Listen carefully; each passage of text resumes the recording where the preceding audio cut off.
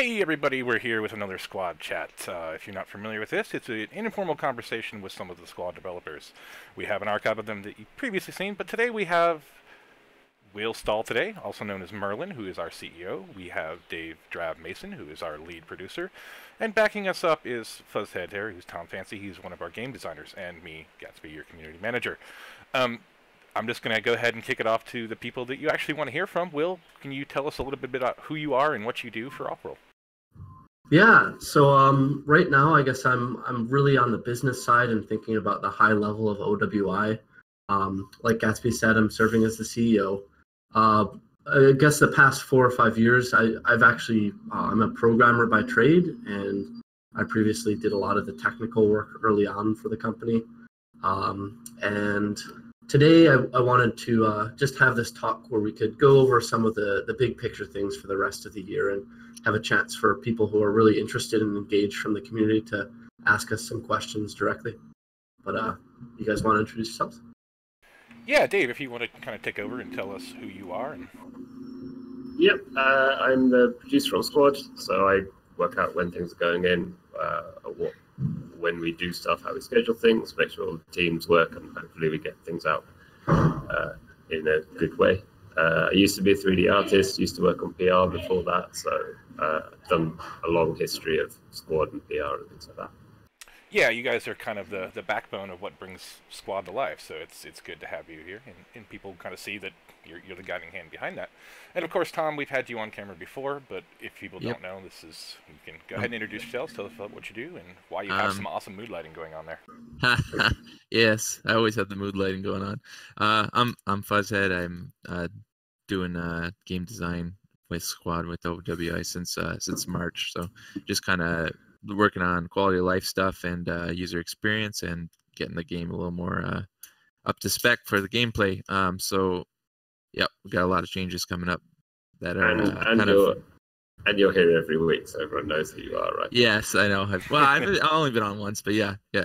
Yeah, but, as Mr. Toby VR says, Tom looks kind of sleepy, and yes, we do keep him very, very busy lately. He's been instrumental in a lot of the changes lately. So I was up late last night doing some random AAS stuff, so yes, I'm a little tired. Yeah. Yep. Cool. So speaking of randomized AAS, that's kind of something that's really upcoming in the near future. Anybody want to step in and kind of give us an overview of where we think we're at with Squad right now? Yeah, I got it. So I guess big picture, like we talked about in the AMA earlier this year, we're really looking to get out of early access and finish the game. There's a few really big things that we've been focusing on throughout the year. Tanks is definitely one of the big ones that should be coming out in the next release, and hopefully that's not too long from now. And there's a few other really big things that we've been focusing on. Helicopters is another big one. User experience and really improving how the game feels for people. I think that was a thing that really helped with A11, but we want to keep pushing and making things easier for people. And game design, like finding ways to really innovate and improve the game design and kind of take this chance before the game launches to make sure we've really stuck to the direction and the vision that we've been picturing and making sure we're doing things the way that we want. But yeah, hopefully today we can kind of elaborate on how those big picture things are going, answer questions about it, and answer questions about what the rest of the year is going to look like. Dave, did you have anything to add, I guess, from the more project side, since you're a little bit closer to it? Not really beyond that. I mean, I would say A11, we really tried to just get the game back to get a performance state and add a bunch of new features. I was really happy with how that went, and I would say A12 is like another step forward. Certainly, like features, and we've really focused on features and content. Now we have not terrible performance. It's a game now that most people can enjoy. We're not there yet. We don't have a great performing game for everyone, but at least the majority of people can play it at relatively respectable frame rates. So that means now, like, a lot of the systems we're working on now are just an extension of that. Like, we weren't finished with vehicles, and now we put a whole step forward again. Like, the reason we didn't put tanks in, we could have put tanks in with IFEs. Right? IFEs, we've actually had the models ready for some time, but we didn't have the systems there, the things that make tanks cool, like the small stuff, having extra turrets on top of turrets. I'm really happy with a lot of the extra stuff we put in for tanks this time, and I think if everything works, because of course everything's broken right now, if everything works how it's supposed to, I think tanks will be really, really fun to play. Yeah, absolutely. And I think that's a big motif for us, is we want to make sure that when things come out, they're really ready and they're good quality. And I think the rest of the year is hopefully that's going to be something that we really stick to. But I think from both, really from all of us in this chat, I think we've all seen the tank so far, and it's looking really good. Yeah, like some of the systems that are in there. Really happy with this. Oh, Drav's cutting out. Oh, sorry. There he goes. A little bit. Oh, I think you're good now. No, just I'm really happy with how tanks are turning out so far. We just have to make everything work. Randomized AES is another good example. She started back during A11. We didn't get far enough along with it as we wanted, and hopefully I think it's getting to the point now where it's nearly ready. Of course it's broken at the moment, but it's not as broken as it was. All right.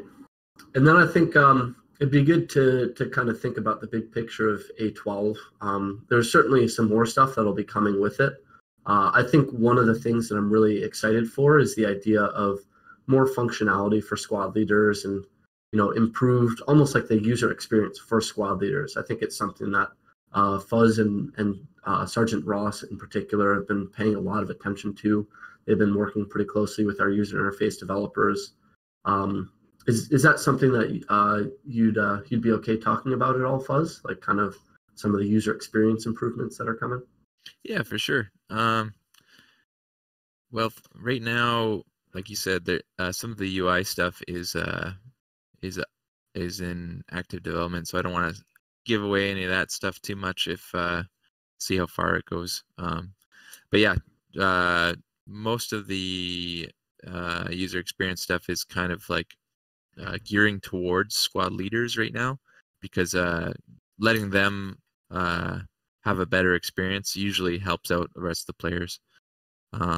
So right now for V12, we've got basically a lot of the spawn changes is shifting the focus of the pacing to be a little more mindful. These guys have read I'm sure a lot of people have read about all the spawn changes and everything. Yeah. But one small thing, for example, is you've got a lot of people who do enjoy playing medic, but sometimes it's a little bit of a chore, because if you go down, or if your friend who's also a medic goes down, then your squad is those guys are done basically, and now your squad's without medics. So the revive changes that dynamic. So the medic is no longer going to be the throwaway guy that if he goes down, well, tough shit. Now you're going to be actually wanting to help him up. You bring him back up, and then you get some inner teamwork going there. Whereas before it was just kind of like, all right, there's two types of games: when your medics are alive and when your medics are down. So that's going to be a different change, but yeah, there's a whole bunch of little tweaks with that system. If I could chip in on that, we think it's going to be good, but actually at this point in the game, I think we're not afraid to at least try new things and be slightly experimental. And if it doesn't work well, we'll change it back, we'll fix it, we'll continue iterating on it. Yep. Like the way I see it at the moment, the UI that's about to go in, it's a massive change. So like we've redone it all. Some things will work really well, some probably won't. I think this is where I am actually going to play the early access card and say, if we don't get it right perfectly, or we don't get to finish all the stuff, we'll actually just continue adding to it. I know there's some big intent on a lot of the squad leader marker stuff at the moment, right, Fuzz? And yes, we may or may not get it exactly how we want for A12, and if not, we'll carry on working with for A13. I think as we move into the second half of this year, as we start saying, right, let's get out of early access now, then I think we need to start shaping the game up so it's a final product. But at the moment, I'm not terrified of actually trying to make some changes if we think it's going to make the game better. Yep. It's now's the time to do some experimentation before the game goes out completely. But yeah, like, and more user experience stuff. Yeah, there's a lot of little tweaks that are going in. So I should pull up a list in front of me, but I don't want to give away too much. But yeah, definitely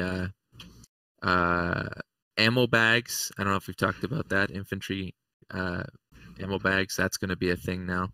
And then with that, we've had to kind of rethink the way ammo works, because there's a lot of nuances when you give the player the ability to carry ammo. So we've had to kind of like really dive into that, because that's going to change the way. But ammo will be I'll just say ammo will be a much more something you think about as a squad leader.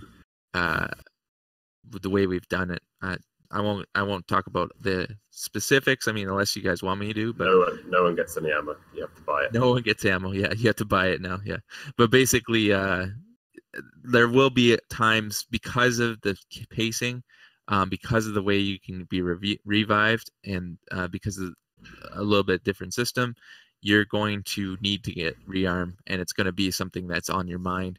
Whereas in V11 and prior to that, you just basically spawn in, rush in, shoot a whole bunch, die. You wouldn't really think about ammo a whole lot, and if you did, it was kind of like an afterthought.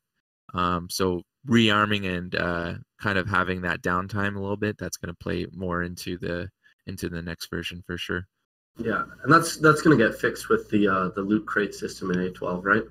Yes. Exactly. Yeah. I was just saying, because they're like, "What's that thing behind you?" I said, "Oh yeah, this is the loot crates. You get the flashy light there, and then you got the new loot crate with another M4 in it. Yay!" Yes.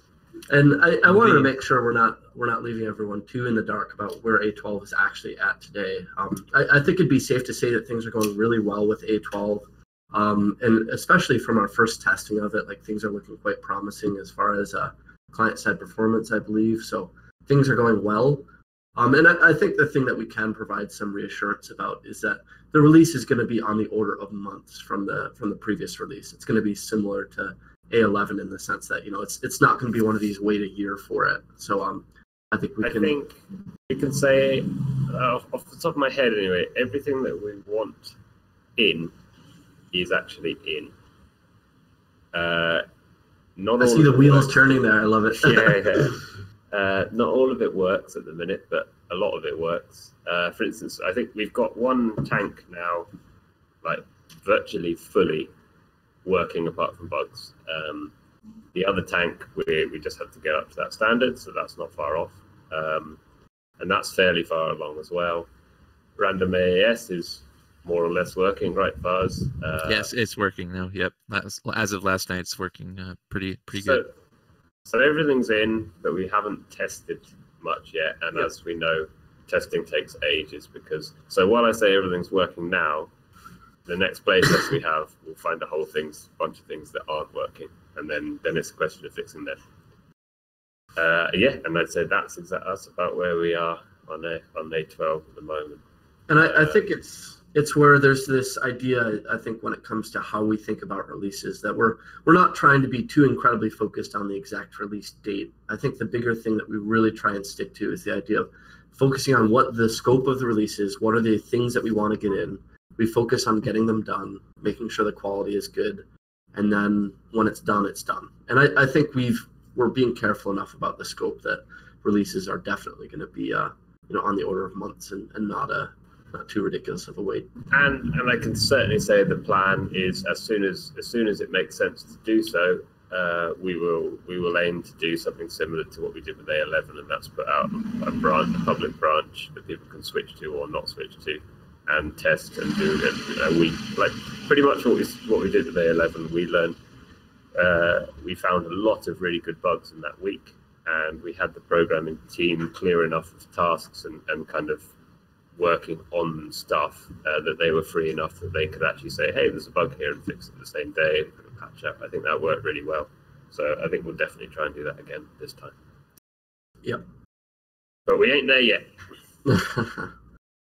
I think it'd be, maybe we could field a few questions about the rest of the year and Alpha 12, if people have got any, before we move on to completely different topics.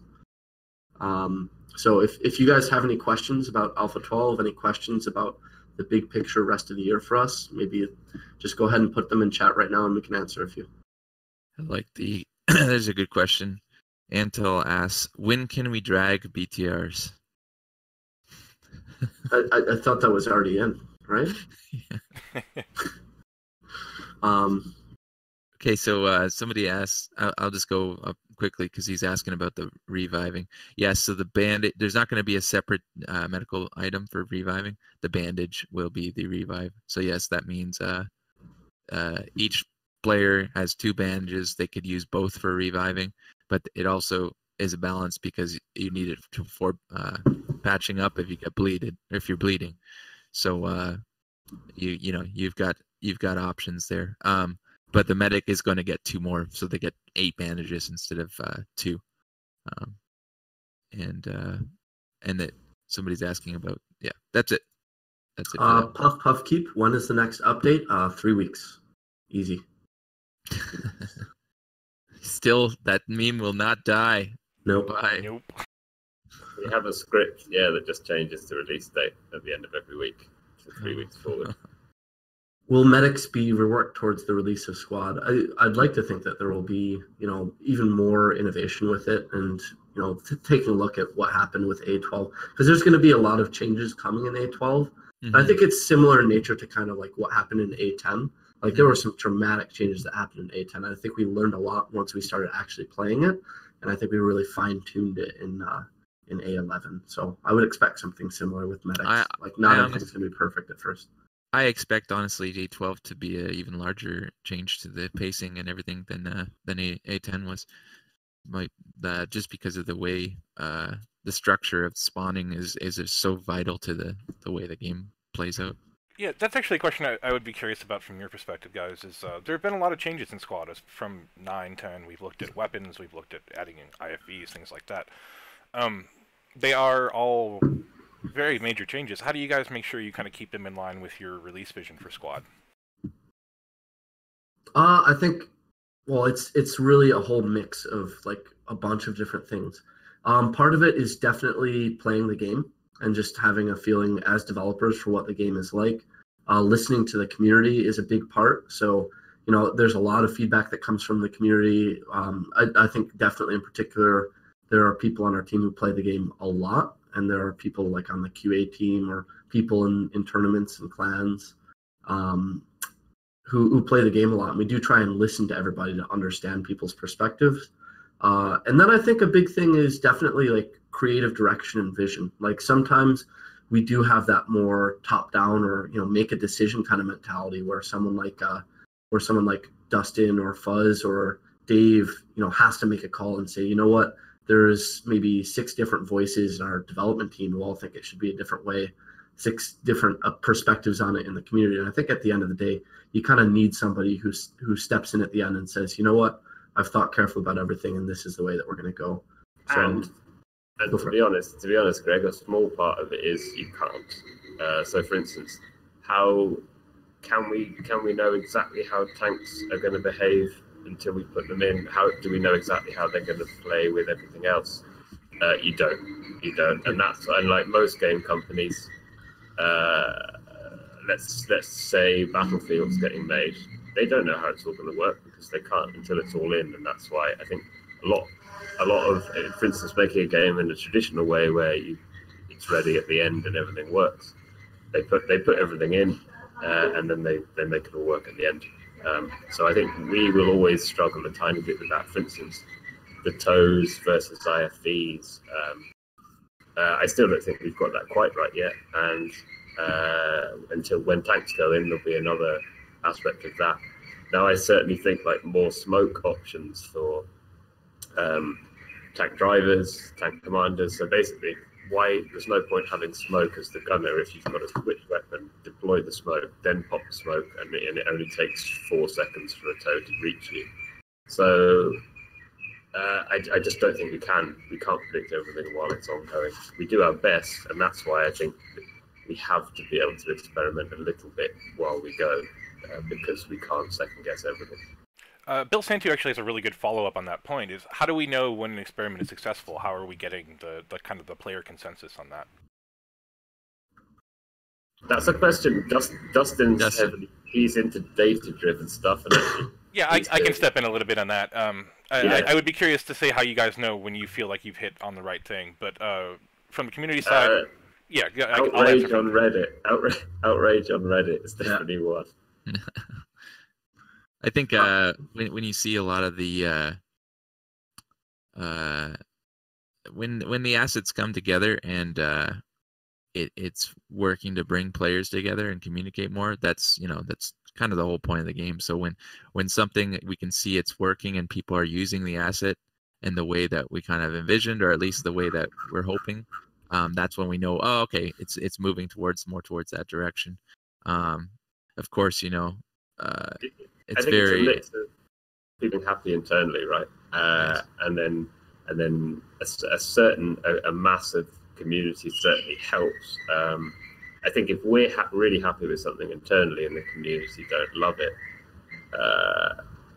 that is a bit of a mismatch. It's normally a sign that we have just some balancing to do or a bit more work to do. But overall, I think if the mass of us are happy internally, chances are, from what we've experienced in the past, is normally the community are fairly happy with it as well. And sometimes we get it wrong and we've got a whole bunch more work to do. But I know, like, certainly in the wider industry from ours, so I mean, I'm always looking at we're a small company, we're very new, we're playing catch up to all the big guys. What are all the bigger guys doing? They're all very much moving to like data-driven stuff. It's like, how can we show that actually players are enjoying it? And there's a bunch of numbers they use, and I think that's another tool we should probably get more into. Rather than, if you only listen to Reddit, you only listen to the loudest voices. If you only look at player numbers, I don't think that's certainly not a perfect representation of player happiness, right? So yeah, Greg, you can talk a bit about the data stuff you guys are working on, right?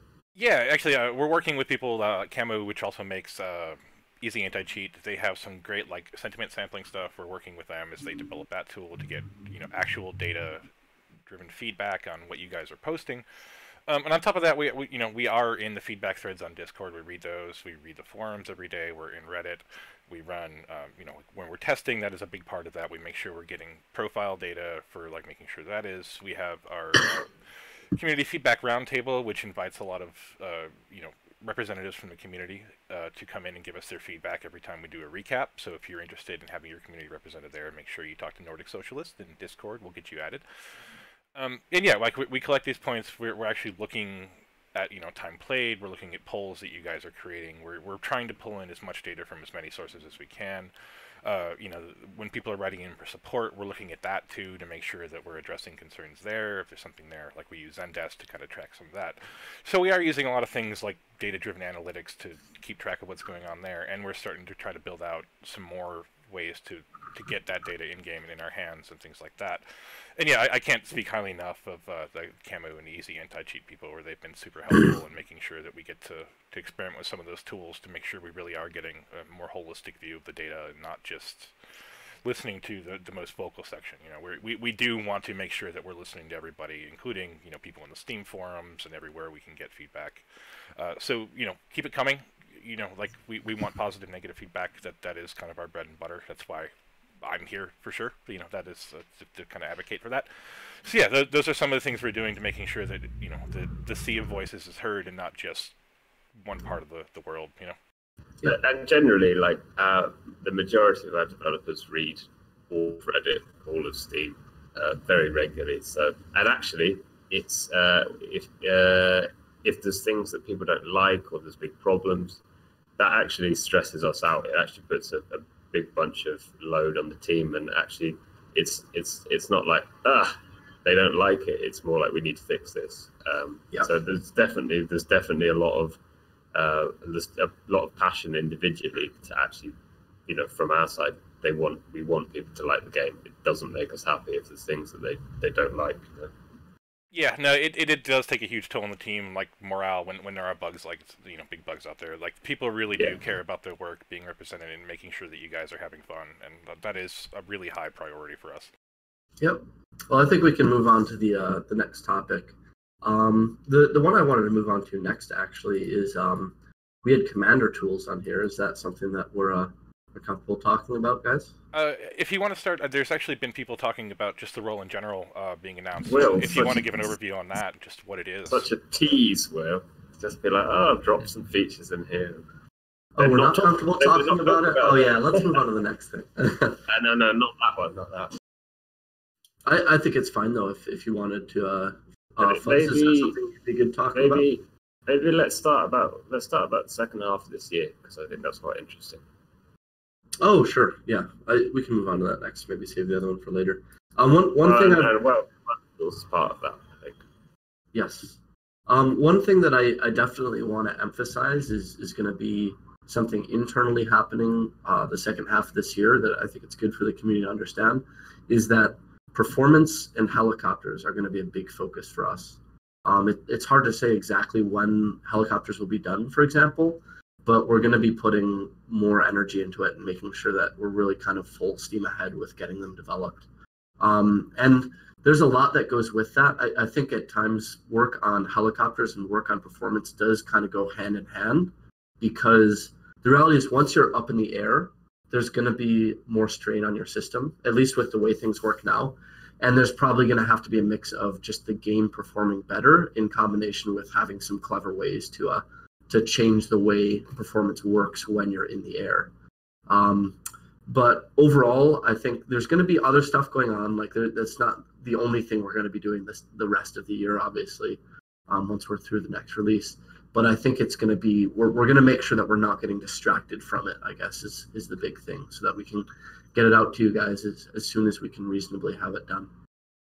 Did you have anything to add to that, Dave? Yeah, the overall ethos for the second half of this year is we're gonna be adding.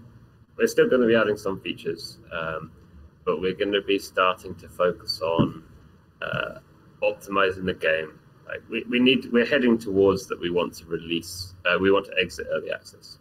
Now that doesn't actually mean finishing the game. That means finishing all the things that we promised for Kickstarter. Now maybe we won't get every single thing done that we promised from Kickstarter. We'll carry on working on the game afterwards. But what we think are like the core elements that we want, that will make our game good, fun to play, and that we can release early access and show it to a reviewer that's never played the game, and they'll be like, oh yeah, this is a good game. That's what we want to start working towards. So we need to start optimizing a lot. We need to start adding in some of the quality of life features that are actually more standard in other games. Like you have to really like our game in order to join it with some of your friends to have a good time, right? I know you've talked about this, Fuzz. You've got friends that play other games, and even you struggle to get them in game and on the same squad and to have a good time easily. Like, yeah, there's not much point focusing on that stuff until you're relatively feature complete. Because, I mean, make it really easy to join a game where there's only 4 people in the game and there's only 1 gun. It doesn't make much sense. But as we get more and more closer to feature complete, then those things become really important. So I would say that's what we're trying to do for the second half of this year. But number one has to be optimization, like getting the game running better, getting the game running less buggy. Just more solid overall. More solid overall. And so the downside of that is, though, we won't be continuing this run of features the whole time. Radical changes to the game. Yeah. So hopefully we'll start tailing that off. Hopefully now, depending how a lot of the game design stuff goes, we can start fine-tuning that more. There will still be new features, but that's how we'd like to do the second half of this year. With the exception of helicopters, very much so. Like like that will be our main focus on features, quality of life stuff, and then obviously like some game design changes, some game design adjusting, some new features. We'd definitely like to put some command tools in. I don't exactly know. Well, I know what I want, but I'm not going to say what we want. Yeah, but certainly some kind of commander tools, an overview of the battlefield, because that's the kind of last thing missing from the squad leader stuff. We'll definitely try to do that. We'll get the ethos for the second half of this year. Yeah. How well we'll do, who knows? I think, I want to make sure that we're not being too vague with some of this stuff. So I thought it might be good to elaborate on a few specific things. One is that earlier in the year, we did kind of say that our plan is to get the game launched out of early access by the end of the year. I think overall, we've actually been fairly on track, and we've done quite well with getting through the things that we wanted to get through in the timeline that we had internally. Overall, I think it's going to be tough to get the game out of early access by the end of the year, but I think we're going to be pretty damn close. We won't, but I think we'll get far down the road towards exit. Yeah, and I think you say that I don't think we won't be able to exit early access this year. But I think we'll get to a point where we're fairly close. At least we're fairly close to it on features, perhaps. Yeah, we may well be feature complete by the end of the year, which I think would be a pretty big part of it. The other thing that I think is good to get into is that I can't say 100% that this is how it's going to work, but there will probably be some sort of beta at a certain point. So the idea that we'll be feature complete at some point, and then after that, we're going to have a testing phase. There's going to be a phase where the features are a little bit more locked in, and we're focused completely on hardening performance, making sure everything is really good in the game, to make sure things are good to go before we launch it. And I think it's good to mention because I think it's exciting. I think it's the kind of thing that it's cool for people to start thinking about and realizing what the final stages of the end game for squad launching are going to look like. So, I guess it's where after, what has it been now, like 3.5 years or 3 years of being in pre-alpha and then alpha, we'll finally no longer be an alpha game, which will be cool. Yeah, I mean, a year ago, we couldn't even mention the word beta, and now it's at least on the horizon. And actually, I'd just like to say at the moment, I'm really happy with what we're working on Squad. Like we're working on the features that are actually way back when we made the plan or when we had the idea. These are actually the really fun stuff, like helicopters, tanks. Like, this is actually the really fun stuff that we've wanted to get to for a long time, and we're actually doing it now. So I'm really enjoying the project at the moment, and yeah, just want to get more of it done so we can get towards getting the game where we want it to be. 50 and from the chat, 50 versus 50 is still our commitment. It's still what we're working towards. So 50 versus 50, yeah, we haven't mentioned that. That's the other massive feature. We said at the start of the year, tanks, helicopters, 100 players. And then someone's like, however, 60 v60 win? Give it a minute, they take a mile. 50 versus 50 is going to be just part of that optimization. So that is being able to put more programmers onto the thing, just to be able to spend more time on it. The core map stuff that Joe's working on now, that's just coming into the game.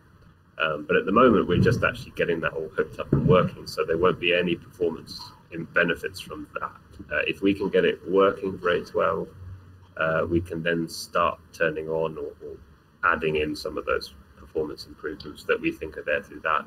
But it's really just going to be spending time on it. I think the last player test we did with 100 players, I might get it the wrong way around, but one of them was fine and the other wasn't. I've got a feeling client performance was actually fine, server performance wasn't good enough. Yeah. So we know what to work on.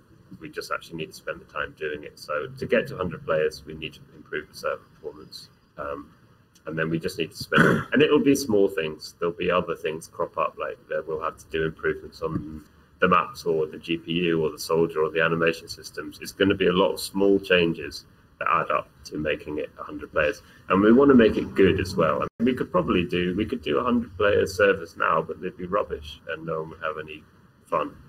So it's just going to be a question of picking away at that, and that's what we need the time the second half of this year for. Is to spend the time on that. Absolutely. So optimizing the game, fixing bugs, and 100 players actually all come into one big thing, basically.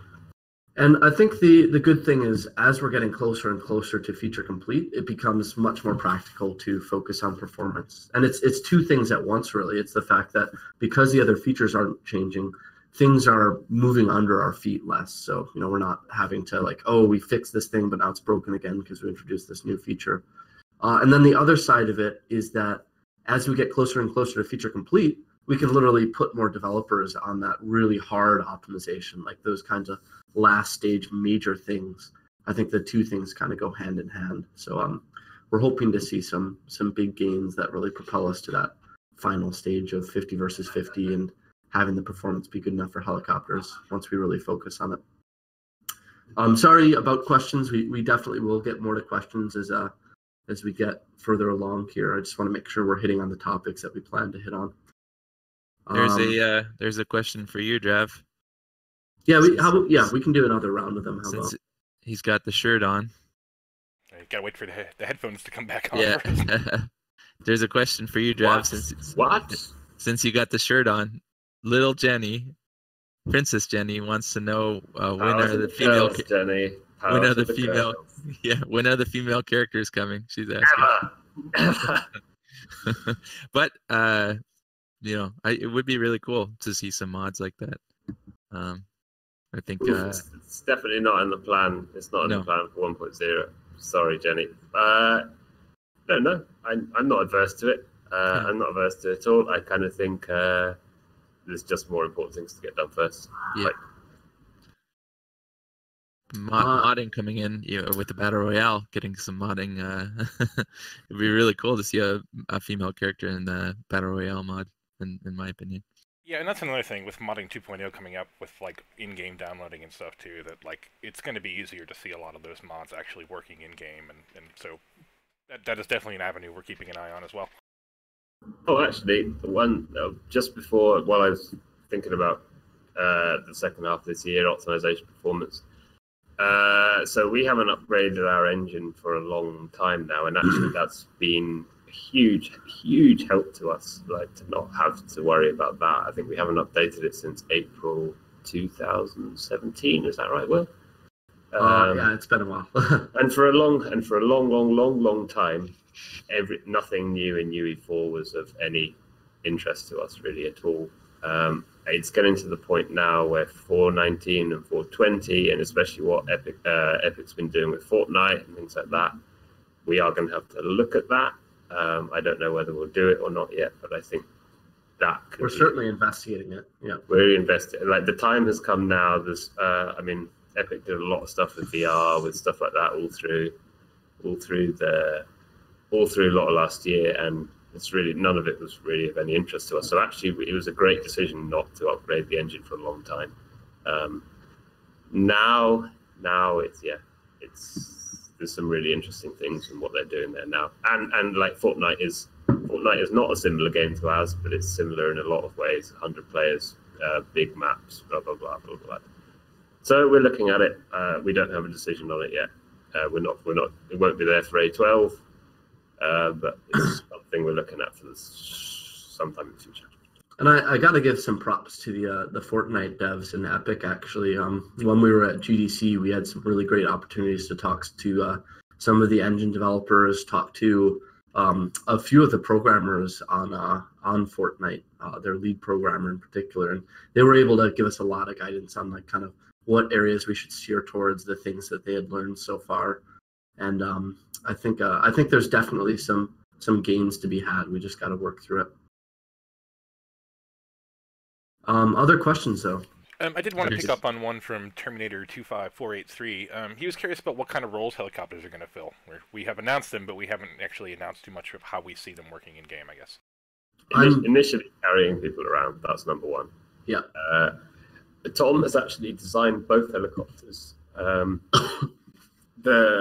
Tom's designed both helicopters so that Yeah, Tom Jensen.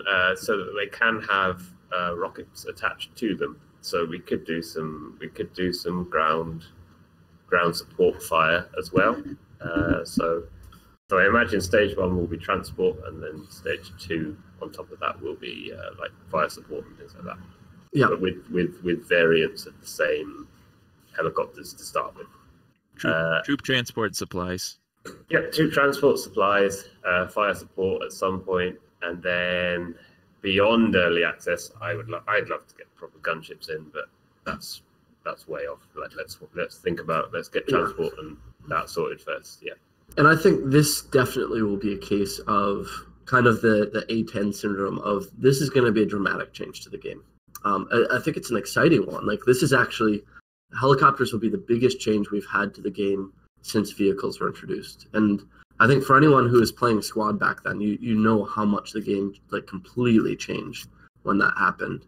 And I think we're also going to have to be careful at the same time. Like we're definitely going to think through the gameplay implications of it as much as we can beforehand. I can guarantee you we're going to be doing advanced testing of it before we put it live to everybody, just to get a feel for how the gameplay changes. But I think ultimately, like Drav was referring to earlier, like this stuff, you really just have to get it live at a certain point and get a feel for what the sustained changes to the meta of the game are. And, and at times there's going to be things that aren't what we intended or it's not perfect. And I think we just have to learn from what changes and improve as we go. Fuzz, did you have anything to add though from a game design perspective, like your thoughts on how helicopters might change things? Yeah, I think it's going to be a good change. It's going to be something that's needed to kind of keep the flowing better. Like basically, when you're able to be more mobile like that, it does create this sense that you don't less desperation when something goes wrong. I mean, obviously, if all your helicopters blow up and everything gets blown up, that's gonna change the pacing. But yeah, the main thing about helicopters is it does bring in that certain people only love to fly things, right? So once you have those people are going to be really drawn to that role, and it's going to create a little more dynamic movement on the map. 4K maps is where I don't think we're going to put on helicopters on anything less than a 4K map. And luckily, we're mainly shifting towards 4K maps, so most maps will be able to support helicopters. I think with these spawn changes, it's going to make the helicopters necessary to push the game flow. So you're going to see like an ebb and flow as they're not in now, but once they get in, it's going to be more dynamic gameplay. But the main thing about helicopters, I know you're saying there's going to be a big change, but I think honestly the spawn changes that we got now are actually going to be larger impact to the community, because once helicopters are at it, it's going to be something that like an addition to what's already there. And yeah, I can see that being really really like just giving you more options on the battlefield. For me as well, right? Some of my most favorite maps are with the very open ones, like Yamalia, desert map. Forgotten it. Fuzz Kamiesh? With the bunkers. No, the other one. Oh, Kashan, Kamiesh, Yamalia. It's like a lot of those really open ones are basically not very fun without helicopters. So yes, that ability to move people around the battlefield, even if you've lost a flag, you've lost your spawn point, you're like, shit, spawn at main. Instead of having to get in a transport truck, drive 15 minutes, or like not 15, 5 minutes across the battlefield, and then some knobhead mines you straight out of main or something like that. That's mostly removed with helicopters. And if you get blown up, in a helicopter, it's kind of funny. Yeah, it's kind of cool. Yep. There's a lot of scenarios where I think it adds a lot for gameplay, but it's more of a mental thing. But it also, obviously, for atmospherics, it's just fucking cool. You know what I mean? To be it just adds that third dimension, another plane of like, okay, things can be flying in the air. They got to kind of watch out for that now too. So yeah, I think it's gonna be great. But still a little bit far off. So we're kind of gearing all the changes towards the helicopters. So once they're in, it's going to fit the gameplay quite nicely. Because right now, with the way the spawning is in V11, helicopters would just be a token kind of thrown in there. Like, oh yeah, I guess you can go on helicopter. People would because they love to fly, but it wouldn't change the game a whole lot because you can already spawn everywhere pretty quickly. A helicopter drop would be useful in some circumstances, but not in others. Or in a lot of circumstances, they would just be, deemed too risky or whatever. So it's we're shifting towards creating that role for the helicopters, that need for the helicopters. So once they get in, it's going to be awesome. As for where we're actually at on them, Abdel did a bunch of exploratory work at the end of last year and got something basic set up. Then we realized we had to rewrite the movement component for them, which is very complicated. That's been done and is actually being trialed on very small things at the moment. I think, Will, am I right in saying the new turrets are actually using the new movement component system as a kind of test to iron out the bugs?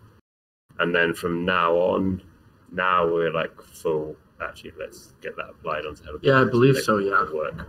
But the really big thing is we did go through a first iteration of physics. We realized that we needed to update and make the network movement component better. So we did that, and we went through all of it, like you said. And I think the big thing now that it's done, is going to be revisiting and making the helicopter physics more mature. Like it's there.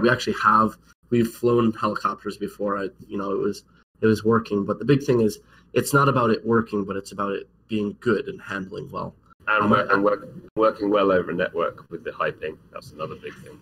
Yeah, and I think from seeing our team working through it so far, in particular with seeing how tanks have been going and the improvements that have been happening to vehicle movement, I'm not sure if that's been said yet, but vehicle movement is, I think, personally going to be better in A12.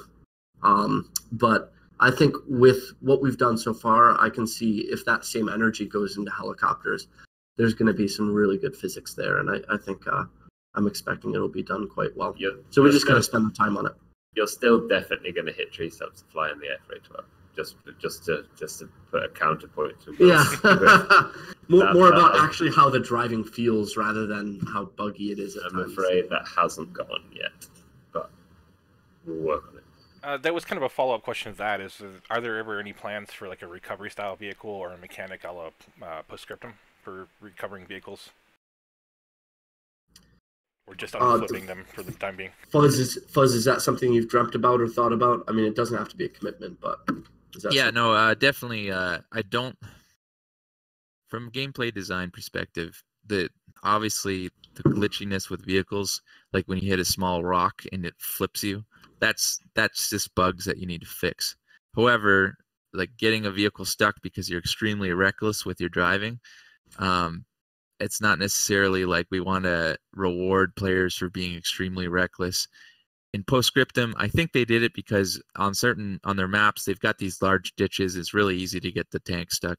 So they just said, you know what, we want the vehicles to be really, really powerful in this. So they put in an element where you basically can then flip the tank no matter what is happening to it. I know we do have the glitchy jump on the wheels kind of thing to unflip it. But yeah, I think recovery element that's attached to the logistics truck, whether you're in the certain range of the logistics truck and you can do something like that would be cool. But just a blanket, unflip the vehicle on the dialogue, that's probably something we want to veer away from. Just work on fixing some of the glitchy physics. I don't know if we can talk about the vehicle's throttle system, but that's something like I'm hoping we get in for being able to vary your speed on a vehicle. That'll help with people being so reckless, because if you can drive at a smaller speed, then you're going to be less likely to just drive full into something and get it stuck. So yeah, a recovery vehicle is not planned for V12, but certainly it's a feature that's on the wish list, but in a little more nuanced way than just the way Postscriptum did it. Yeah, that's what I was going to say. So certainly, we were debating about, it's like, do we have a truck to repair vehicles initially, or do we have the crewmen do it? And we went for the crewmen and the repair. Right. The repair kit, right? They were talking about flipping vehicles, but yeah, if you want to talk about the repairs. Yeah, well, no, that's what I'm getting to. So that's the repair tool. Yes. And then, but there was always talk of a recovery truck as well. Yes. Now, will that have a flipping element to it? That would be a logical choice, right? Mm-hmm. Mm-hmm. But will we get to that for the second half of this year? Having talked about all the things we do, we need programs for optimization. Will we get to it? I don't know. If the repair tool works well and the repair tool gets you back to a certain health so you can get back to the repair station, do we need that extra fidelity of the repair truck? We don't know, basically. Mm-hmm. Yeah, I think the main thing is just working on getting it a little bit less glitchy, so that if you flip your vehicle, it's because you're doing something incredibly stupid, rather than just kind of glitches out on a rock kind of thing. Yep. Yeah, and these are all kind of good candidates for the experimentation we kind of touched on earlier, where if the torch doesn't fix it entirely as a gameplay mechanic, we can look at the tow truck or something. So Exactly, and until you've got those things in and actually playtesting them with lots of people and have seen them being used for quite a while, it's very difficult to know whether you need that extra bit or not. Mm-hmm. Core inventory.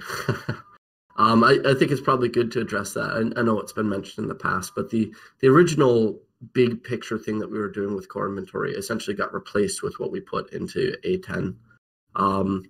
But we definitely, that's not the last time that as a company we're going to visit inventory. I think it's almost certainly there's not going to be anything for launch, but it is something that, to be quite honest, for other games that we work on in the future, it's a system that we want to have. Whether we backport something like that into Squad and develop something that also goes into Squad is something that we're not sure about, but we'll definitely be working on inventory as a company at a certain point to have that go into off-world core as a technology thing.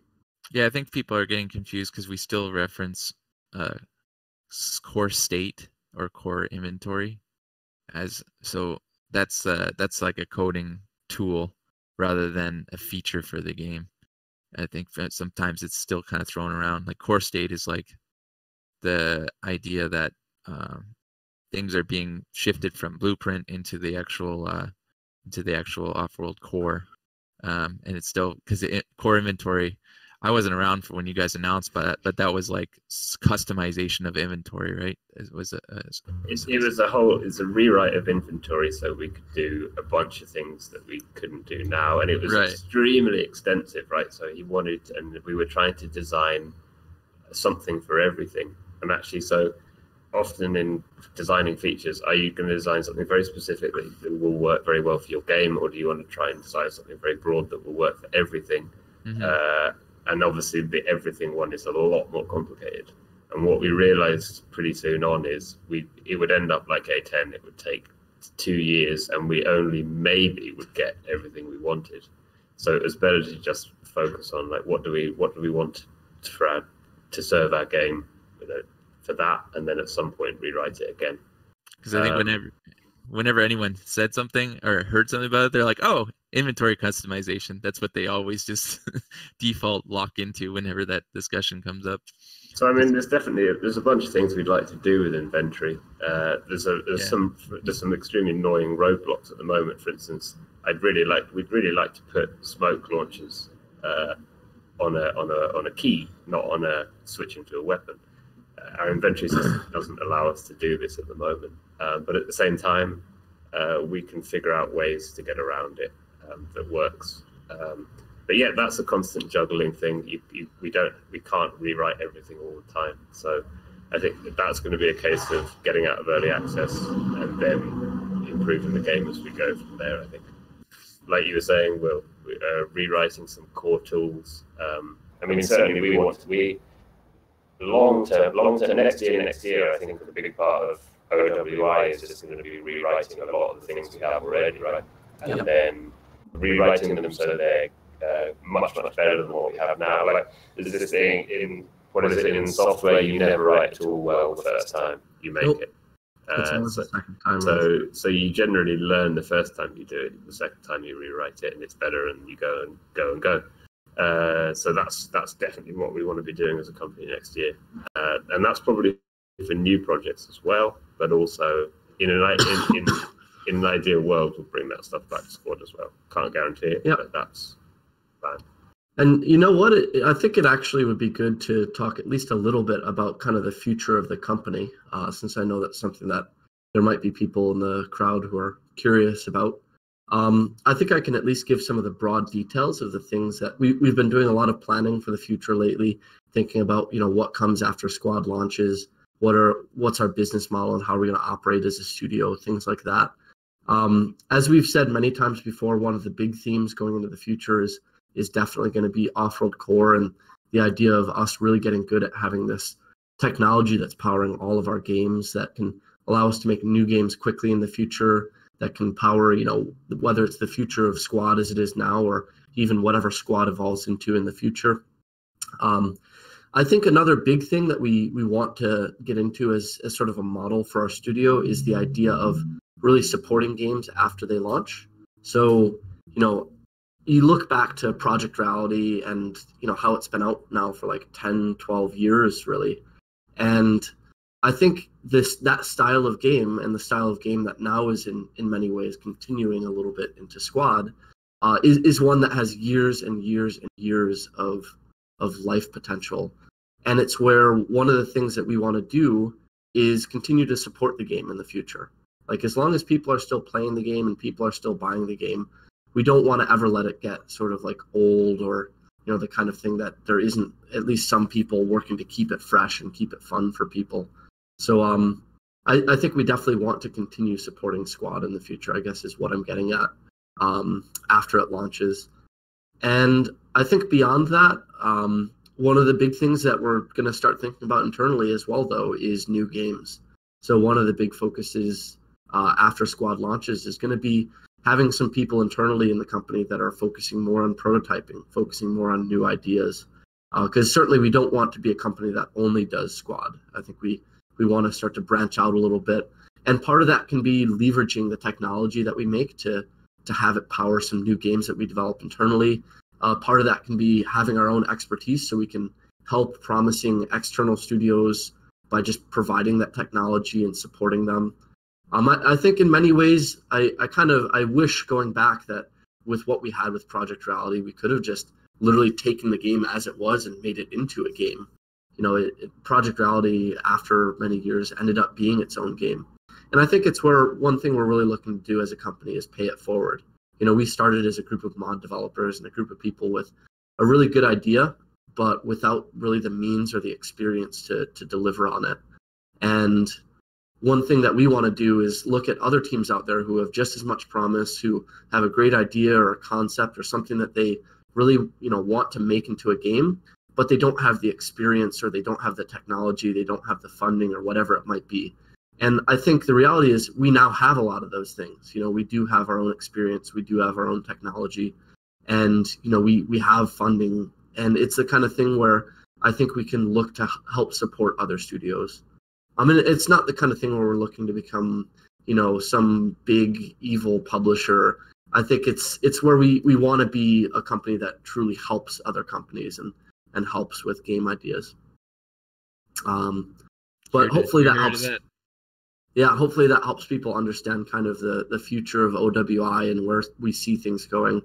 But and in an ideal world, a lot of the improvements that we make to our tools and kit we can actually bring back into Squad, so as well as and that's keep supporting that product too. So for instance, as the example, rewriting an inventory system, if we can bring that back into Squad at some point and then that unblocks us on a bunch of other stuff, then that's a great double development in a way. Mm-hmm. Definitely. But I wanted to make sure we got into that because I know there's a lot of our more core fans, our core community who comes to these kinds of things and watches it and pays attention to everything we say. So I think this is a shout out to all the people who watch what we say closely. I just wanted to help you understand kind of where the company's going and what we want to do. But either way, I think one of the big motifs is we always want to be supportive of the community. We care a lot about you guys. It's why we've really tried to up our game with having these chats and having the AMA and making sure we're engaging you guys on Reddit and on Discord. And I think hopefully you guys stick with us. We appreciate you guys sticking with us so far, and we hope that we can keep doing cool stuff for you guys in the future. Let's talk about more leaks. More leaks, yeah. So more questions. I think we've gotten through, correct me if I'm wrong, but I think we're through most of the topics that we wanted to. Greg, have we got any other topics we need to talk about? Just as kind of a segue on OWI Core, IceKK was curious, what is our relationship with Postscriptum? Do we share technologies? What is that like? Yeah, I can go into that. Yeah. So with Postscriptum, basically, we serve as their publisher and we provide the technology. So on the technology side, basically, we give them access to our source code, and they're able to, whether it be Look at that. Hey, Lally. Very cool. That's awesome. So whether it be the technical side where they've got maybe questions or they need help with something, we're always there to give some insight into how the source code works and help them use the technology the right way. And it's the kind of thing where there is that support expectation, basically. But on the publishing side, it's where we're more of a big picture supporter of the game. They're the developers. They do, I would say they do probably 90% of the work on their game. Like it really is their game in every sense.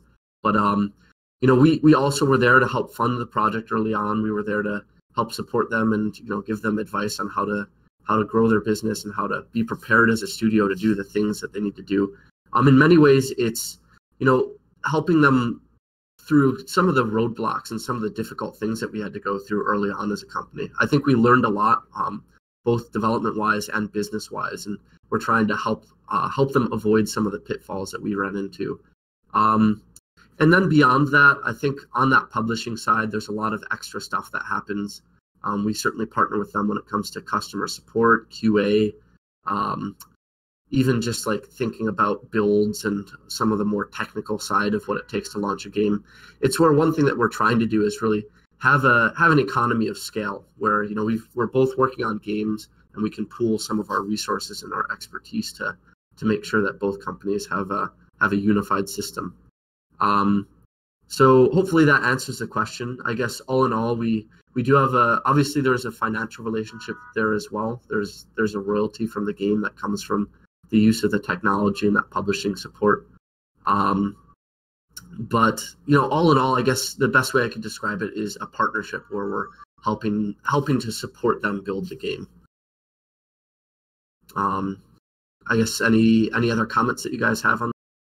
Any other questions about that? There's an interesting one from Blitz, I believe. Not necessarily on that, but how are we looking at helping kind of create that asymmetric balance that we strive for in the future? Asymmetric balance. Is it regarding Postscriptum or regarding Squad? Regarding Squad, just kind of like what do we have planned to kind of make it a little bit more to irrigate the teams, I guess. Probably a good one for Fuzzhead. Yeah. There's a lot of we got a lot of ideas out there right now. Focused on trying to get more of the core game and the pacing where we want it. And then branch out into that asymmetric gameplay where, like, because we could do more in that terms. Like we've got Insurgency, for example. It's a game mode with different factions that should play very differently. Right now, it hasn't been carved out enough. I don't want to go into details, but yeah, I just had a lengthy conversation with Mother Deer, with Ross about all these cool things that we could do to further move the asymmetry and really create kind of a different game style for the different factions. But for the most part, especially with this new version coming up with the tanks, we're focusing on conventional factions duking it out with the tanks. So I don't think we're going to see any maps or layers that have tanks versus the insurgents, for example, right now, until they get appropriate means to effectively combat things like that.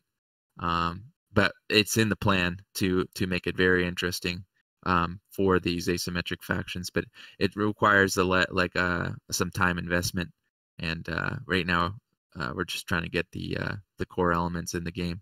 So yep. Sorry, very unspecific answer. I can't specifically say this and this feature is going to go into further build those imbalances. You got small little details, like for example, the Abrams coming in. He's got the he's got the manual loading, and the T-72's got the auto loading. Abrams has an extra seat as a machine gunner. The T-72 only has 3 seats. T-72's got a ATGM that the frickin' thing shoots. It's the T-72B3. So there's like all these little variants on the vehicles, little variants throughout the different factions. But as far as the asymmetry, it's on our minds, and it's going to be worked on. It's going to be put more into focus after A12 is out, I think. There's a lot of questions. I'm not going to go through them all, but I'm like, they're writing too many questions. I can't answer. There has been one that I think has been asked a few times, and I of course gave a joking answer to it. The when is the release going to happen? And my answer to that would be it's going to happen when it's going to happen. I don't think it's going to be a long time. It's not going to be like A10 where it's waiting for a year or 6 months or something like that. But what I do want to emphasize is I think the difference between A10 and A11 and giving a projection for you guys is that I don't think there were a lot of people who weren't happy with the state of the game in A10, and we wanted to give you guys some reassurances to the exact timeline of it, so that we were giving you guys confidence that there was going to be a release coming out soon to address a lot of the concerns. But this time around, I think the game is actually in a really good state right now with A11. And I guess what I would say is I would just respect that it's going to happen when it happens, and it shouldn't be too long from now. We'd like to keep it a little bit of a surprise, to be honest. Yeah, but I mean, we're certainly looking to test. We're looking to wide-scale tests fairly soon. So, I mean, I think if you look at the past stuff that we've done, once it goes into closed pre-alpha testing, once you start seeing testing with 100 players, that's when you know that we're actually trying to get something out. Now, that might be a month or a month and a half, depends how many problems we have. But once that process starts, there's a relatively fixed timeline on it. It just depends how many problems we find out. Once we can get to an open test like we did last time with A11, then it's coming pretty soon. That's the rough timeline we'd like to follow. Yep. First you've got to have all the features done. Secondly, you've got to test it with a load of people. Initially, we do it closed, and then hopefully to open. That's the timeline we're looking to follow, and we're trying to get that going right now. So without putting any dates on anything, that's what we're trying to do at the moment. Yep. And as Dave said earlier, most of the stuff that we actually wanted to get in is done. It's just about making sure it's releasable, and we've tested it, and everything's good to go. And that it actually works properly. Yeah. That's what we have to find out at the moment. Yeah, I would just keep an eye out to the announcements and stuff, because you will be able to test it in one of their, as Drav said, we're going to do kind of soft release where we have a week of testing or whatever, however long it may be. So keep your eyes out, for that coming up. Yep. And I wanted to make sure I maybe it's just a re-answer for it, but for Commander Sharp, there was the question of, what are your plans for the second quarter? And I guess I think he meant second half of the year. So it's clear for everyone. We are, really focusing on being feature complete. One of the big things we're certainly trying to do is, I think getting feature complete by the end of the year is certainly one of the things we're hoping to do. But again, we're trying not to give too many specific like release dates or anything like that. But certainly the big focus for us is getting feature complete for the game and getting out of early access. And bearing in mind, we'll never get feature complete of all the things that have been mentioned that people want and that we want as a development team. Like full squad feature complete is years away. Like all the new factions people want. I mean, that, but certainly feature complete for early access is something. Yes. Pushing towards. Be more clear. Yeah. Other questions? What else do we have here?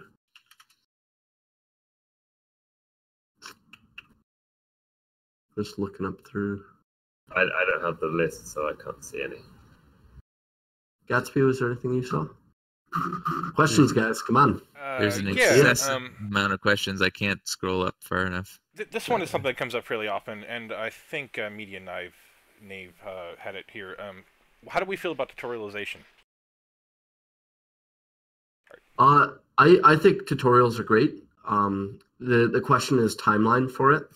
I think it's something where we definitely need to step up our game when it comes to new player onboarding, and it's definitely going to be a big focus of game design is making sure that ability to onboard new players better is improved. As far as how we actually get the time to develop that, I think it's unfortunately one of those things where we gotta pick one or the other when it comes to like doing helicopters and performance and doing all these things that we need to do to get the game complete. So yeah, it can be tough balancing those things against the need for like tutorials and new player features.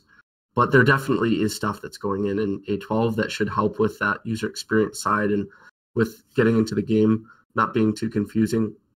And moving into the future, it's definitely tougher to say specifically what will come when. But I don't know if Dave or Tom, if you wanted to say anything more particular. In terms of like priorities, I think tutorials are important. But I mean, I would say the first thing for us to solve is we're a game about teamwork and playing with your friends. For me, it's just like that's the one to solve first, is get your friends in the game easily. For instance, free weekends, like a bunch of players don't know what to do, but if they have a friend who plays squad and it's really easy to join them, that's going to do a lot more than the tutorial. The other thing I think would be really useful to have is that our training range becomes much more of a tutorial section, things like that. But again, just like Will said, that or helicopters, I would choose helicopters every time. What to do first, Mm-hmm.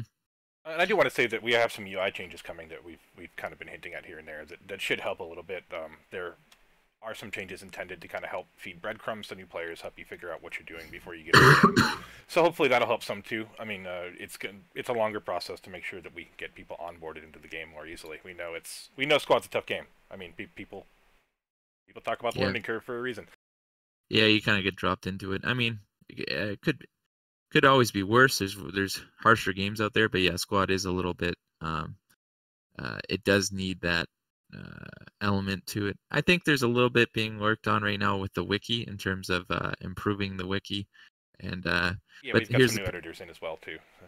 Here's the thing though, like creating, let's say, some tutorial videos. Well, we're fundamentally changing like how revives work, et cetera, et cetera. So, we're still not dialed in quite how the pacing we want, so, also, again, like that's where I'd say like we're a new company. Our tool set is new. If you look at guys like Ubisoft or EA or a lot of the bigger established guys, like once they've developed that technology to do, say, a tutorial system or a role switching system or kit customization, let's say, they can then use that really, really easily on all their future games, or kind of the knowledge base is there. So once they've made that effort to develop that stuff, then they use it in all their games. But we're playing catch up on all that stuff. We've never done it before. We're still, I mean, if you look at Project Reality, the helicopters were there, the system was there. We just had to put the models in and configure it how we wanted. So the effort to create that stuff to start with, we're playing catch up on all that. So definitely once we have a tutorial system, it's definitely something we want. But we're always playing catch up because the tech world, the game world is getting more switched on to to making it easy for your friends to join. Like that's something that loads of games are focusing on because they realise that's a smart thing to do. Whereas we're still trying to put helicopters in the game. So we haven't even got to that stage yet where we're like, hey, we've got a nice solid engine. Let's make it really easy to use. If you go back 5 or 10 years, there were no party systems. Like joining a multiplayer server was janky. That was the normal thing.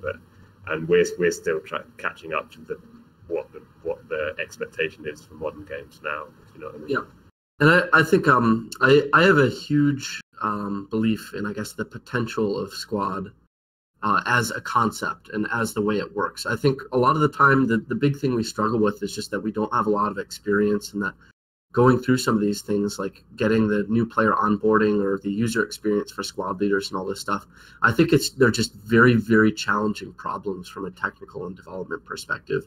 But I look at games like, you've got Overwatch or League of Legends or these games out there that really get user experience right and put a lot of energy into thinking exactly how does a new player come into the game? What is their experience like? How do you make sure they learn the lessons they need to learn to be able to experience the game right?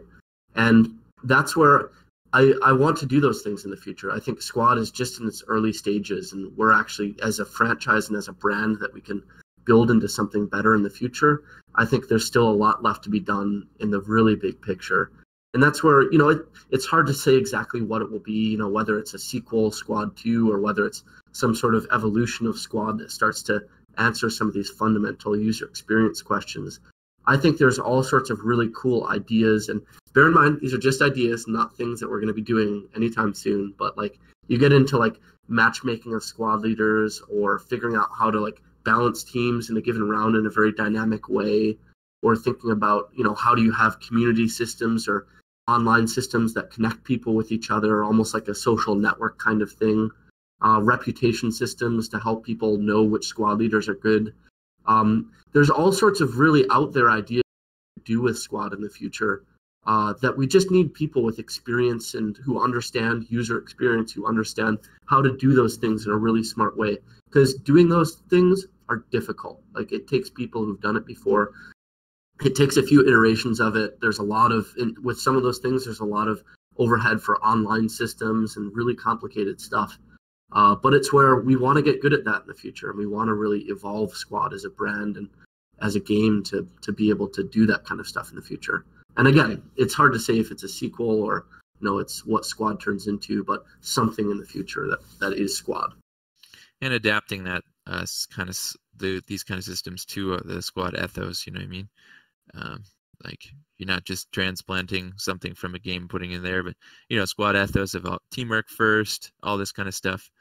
So you're going to be focused on different things than other games, right? But having that stuff in will, as you say, the onboarding, like the new players coming in and not entirely figuring it out. And if they don't have someone, like if they don't have an immediately good experience because it's confusing, they might just never play the game again. Right? I think I'm sure that happens a lot. Definitely. Yeah, we get a lot of that. People don't have a high tolerance for actually getting past.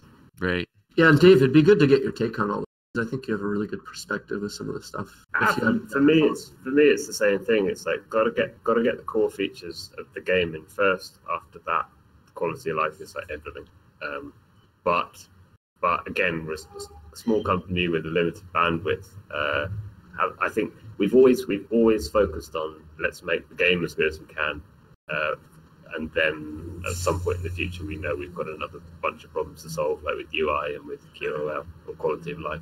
Yeah, we're starting to address that now with the new UI, and I hope as we get through this year and tick off some of the big remaining stuff, we can focus more on quality of life. Yeah, and if I could channel Sergeant Ross for a second here, he would say that, it is a thing that just we don't have enough time sometimes, or we have systems that have been designed for years, suppression being kind of a thing that he'd worked on years and years ago, and we're just getting to the point where we have the right time and place to put these systems in game, too. So there are a lot of things we'd like to do that they're coming. That's why we have so many plans for Squad after release, too. So. All right, maybe we got time for a few. How long did we plan this to go? As long as you'd like to go. We've gone at least an hour, so we'll. You know, I know you guys are busy, so I guess we probably should wrap up soon since we're going a little long. But it would be good to make sure we knock out a few other questions before we wrap up. Maybe like last 2 or 3 questions. Just a quick update from somebody who was curious. How is randomized AAS going? Randomized Assault and Secure. Fuzz. Yeah, so I was just on that. Yeah, I was just on that last night with Mother Deer. He's the programmer. I've just been helping him with the design side. Ross was helping him early on, but I'm really the final stretch. Pretty much at this stage, the randomization is working good, and we're going to be seeing layers on almost every map. Randomized AS is going to be on almost every map. It's going to be separated, so there's still going to be the traditional AS, and then there's going to be randomization. There's still a little bit if we can get Fog of War in or not.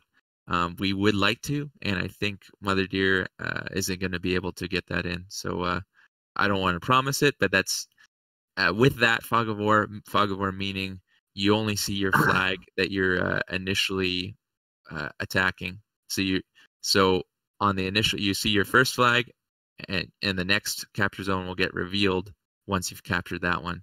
So that will change the pacing of the game quite a bit and make it kind of unique, more unique than AAS. Like it'll further branch it out from AAS as the pacing will change completely. You can't know exactly where they're going to be coming from or exactly where your next objective is until you've captured your first objective. So yeah, I think it's gonna be fleshed out quite a bit and hugely improve the replayability of that game mode. Yeah. One thing I want. Oh, go for it, Dave. Sorry. There's a bunch of bugs still on, right? I think bleed's not working. A bunch of stuff. Yeah, the ticket bleed is not in yet.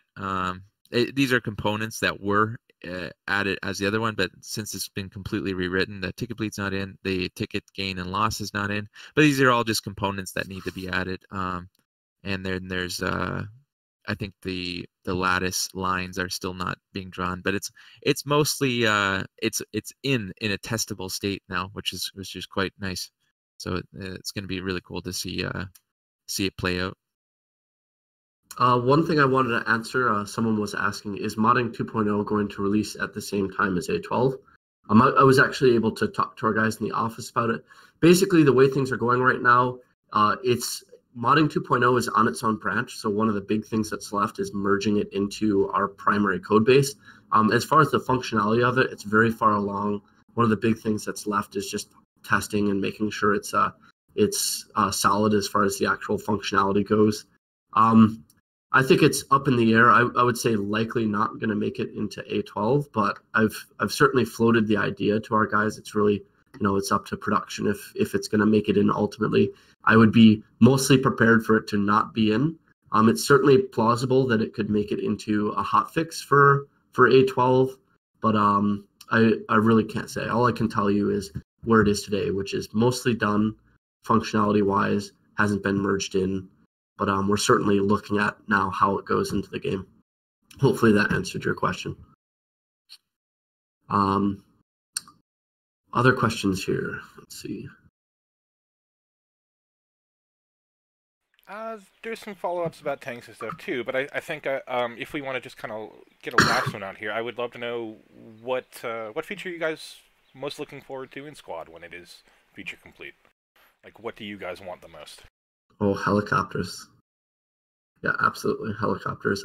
Honestly, I mean, I would love it at a certain point to be able to do laser designation with the attack helicopters. Like that was always, I think originally in PR, that was the one thing that really raised my eyebrows and got me hooked. Was like, holy shit, you can have a squad leader sit on the ground, call in an airstrike from a different set of 2 people who are flying in the air against a different set of people who are driving a tank somewhere. It was just like mind blown. But no, you're right, and that's something that actually no other games have really done well on a casual level. Like Armor's got organized stuff, but that's definitely what you're right. Well, that's what got me into that idea as well. Is that I can use that dude who's also flying a helicopter to blow up something that I can't kill in a fairly easy way to do. Like, all multiplayer, and that's fucking cool. cool. Yeah. And Right. that almost certainly wouldn't be in early access or at the launch, but I think it's something that's plausible for live ops or for continued development of the game after. Yeah, we all. And also a lot of the commander stuff. You're a squad leader. You're stuck. You're outpowered. You're outgunned, but you can call up your commander and he can help you in some way. I think that's pretty cool as well. Yeah, adding all these features, like I think in Arma you've got all these things, but it's pretty rare to be fighting against other people, like not just AIs but other people, and all that coordination. I think that's something that we want to see is not only do we want to add these really cool weapon systems, but we want to make them in such a way that they are required to use teamwork, in communication with multiple different people and squads in the team. That's the beauty of it, right? Like it all comes together. For me, it's the combined arms element. And let's be honest, wrecking, calling in a helicopter to wreck 15 real people in the building is much more fun. Yeah, exactly. Yep. For me, it's just the combined arms element. I want to continue to see the haunting of mechanized infantry, APCs, and infantry working together. Would just be so cool to see. On the next map, we got Talil there. You got the Abrams, you got the Bradley, and being able to see them working together with infantry. Just that three combo there. The tanks covering as the APCs moving, dropping off infantry, covering them. All that in combination, that'd be awesome. I don't think we've quite got that right yet. No, the combos. We're getting that's. I mean, we're hopefully getting the critical mass of stuff we need in there to get that going. Exactly right, yeah. People were asking about commander or commanders. It's definitely something that we're planning to be in the game. It's not something we're just not going to do. As far as timeline of it, I would say it's plausible that it would be in the game at launch, but it's not decided yet. It's the kind of thing where we're still planning out exactly what the timeline is for it. But there definitely are people who are thinking about it. Like there's starting to be thoughts about the UI of it. There's even a little bit of work being planned and work being done that kind of is meant to be compatible with Commander when it does go in. So I think it's safe to say that it's going to go in, and that we're already starting to plan around it and work on the details of it. But I just can't give you the exact release that it's going to go in. Yeah, exactly. Yeah, so it kind of sounds like if we had one message to give you, it's that your teammates should always be the best force multiplier. Definitely. So with that, my teammates here. Oh, did you guys have anything that you want to kind of leave us with? And otherwise, we can close out. And thank you for coming. Yeah, just a genuine thank you to you guys. Again, you guys are the lifeblood of Squad. I think it's a game about people working together and communication and teamwork. And I think it would be nothing without the people who played it and the way they play it. So I want to just keep encouraging you guys to be great and to keep loving the game as much as we love you. And I guess next recap, hopefully we can start putting a bit more. We can show some of the stuff that is finished and working. We started this year with the saying that we're only going to show stuff that's fairly complete rather than miles off. I think that's been a good move. And hopefully we can actually show it, especially on the tanks and some of the stuff. We can show some of the things that we've been working on this last month that hopefully is relatively complete. Yep, and we should have the recap out sometime next week, so keep an eye out for that. I'm ready to play some Squad. I'm super pumped after talking about it. Yeah, everybody hop in Discord, get in the Looking for Squad channel, and we'll get some games going. Thank you for everybody coming today. A special shout out to all of our squad leaders and logi runners that do keep the game going hard and fast. Thank you to Drav, Merlin, Tom for joining us today. You guys are, as always, an invaluable source of information, and it's fascinating to hear you share what makes Squad go. Wait, I wanted to try one thing before we close the stream. Yeah. Take it all off. Take it all off, Will. Woo. That is not what I meant. What did you mean? I was trying to make the Slenderman or the connected guy with Buzz and me. Very cool. All right, we'll look forward to the joke. that ended up being quite disappointing. And on that note, let's call it. Thank you for coming, everybody. See ya. Laters. Oh no!